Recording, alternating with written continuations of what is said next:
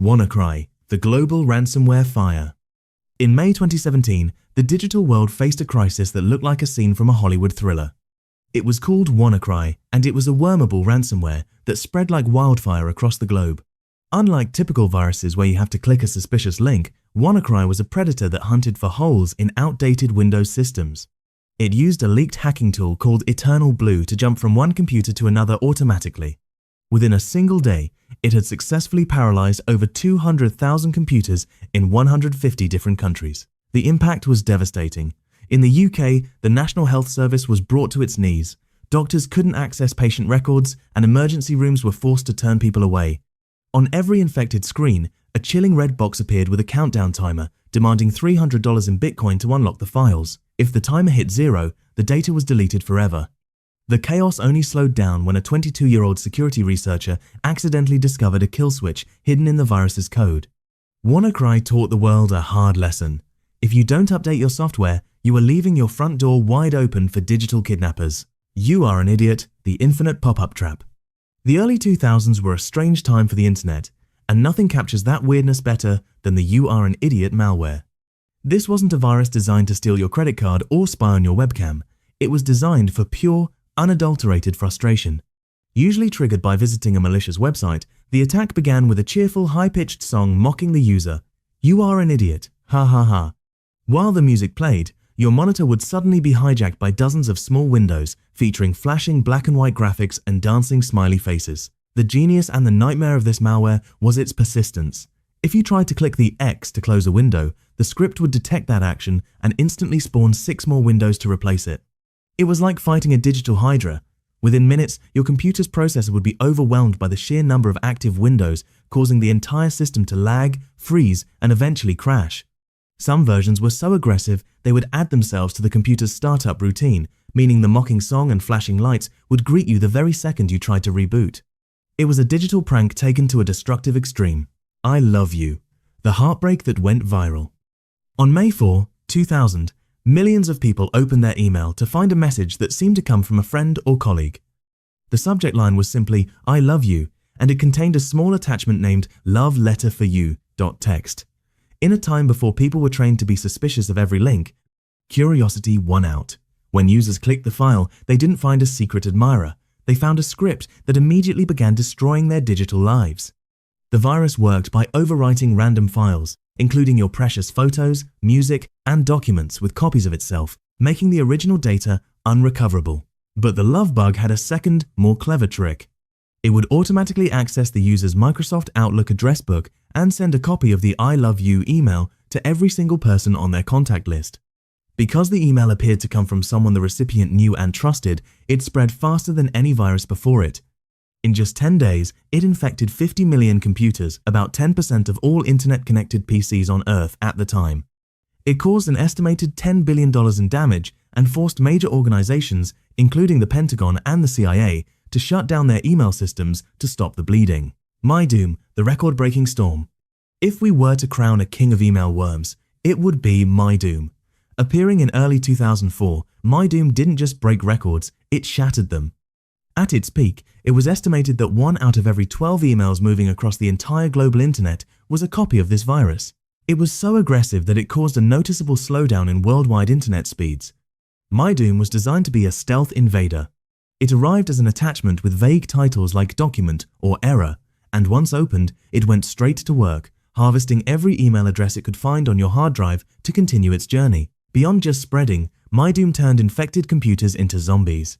These compromised machines were part of a massive botnet used to launch distributed denial-of-service (DDoS) attacks.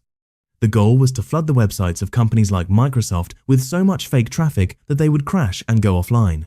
The financial damage was astronomical, totaling an estimated $38 billion. MyDoom also left a backdoor open on every infected PC, allowing hackers to sneak back in later to steal information or install more malware.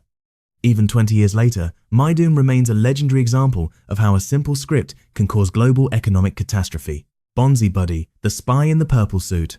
Not every piece of malware looks like a scary hack. Some look like a friendly purple gorilla. In the late 90s and early 2000s, BonziBuddy was marketed as a desktop companion.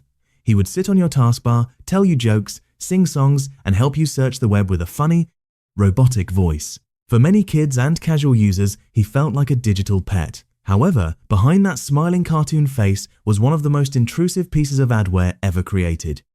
BonziBuddy was designed to watch everything you did. It tracked your browsing habits, recorded your searches, and funneled that data back to its creators.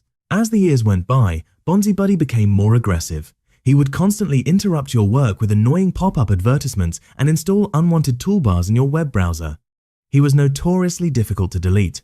Many users found that even after uninstalling him, he would leave behind hidden files that continued to slow down the computer and pop up ads. Eventually, he was classified as spyware by security experts. BonziBuddy became a cautionary tale about free software. He taught us that if a program offers you free songs and jokes, the price you're actually paying is your seclusion and your system's health. Petya, the skull of digital death. In 2017, while the world was still reeling from WannaCry, a new and even more dangerous threat emerged: Petya. Most ransomware targets your individual files, like your photos or your homework. Petya was different. It targeted the master boot record, MBR, which is essentially the map your computer uses to find its own brain. When Petya infected a system, it would force the computer to crash and restart.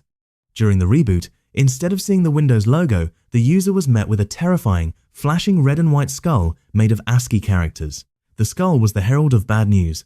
Petya had encrypted the entire driver to system level, meaning the computer didn't even know how to start its own operating system anymore. You couldn't even get to your desktop to try and fix it.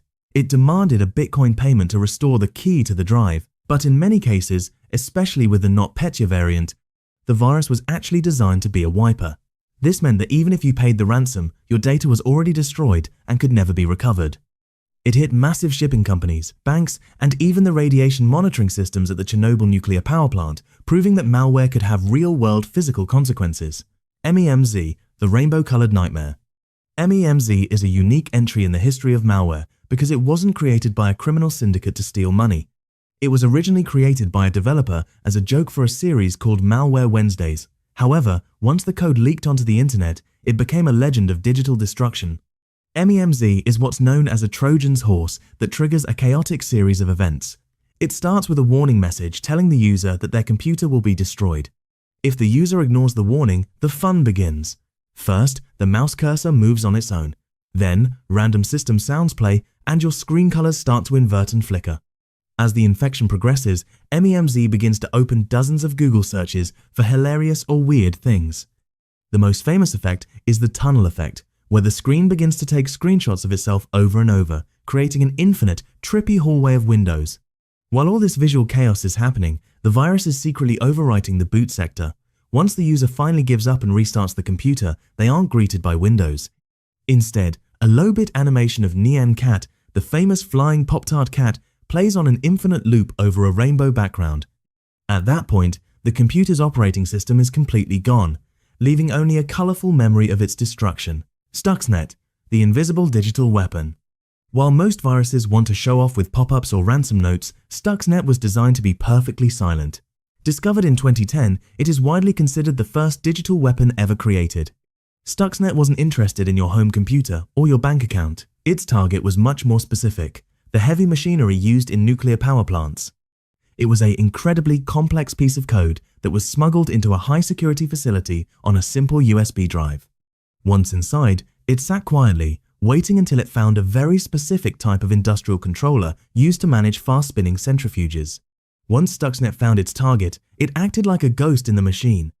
It would tell the machines to spin so fast they would literally fly apart and explode, but at the same time, it would send fake data to the control room screens to make the engineers think everything was running perfectly. By the time the workers realized something was wrong, the machines were already ruined. It was a masterclass in cyber sabotage. Stuxnet proved that a few lines of code could be just as effective as a physical bomb.